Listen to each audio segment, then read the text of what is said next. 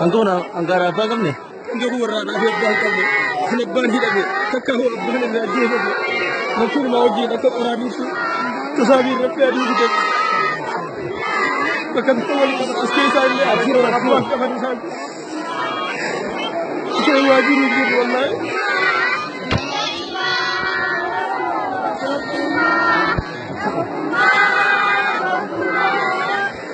Akhir jabat lain akhir jabat akhir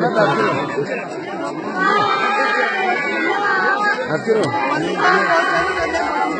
boina jabat ini berada pada alam juga ya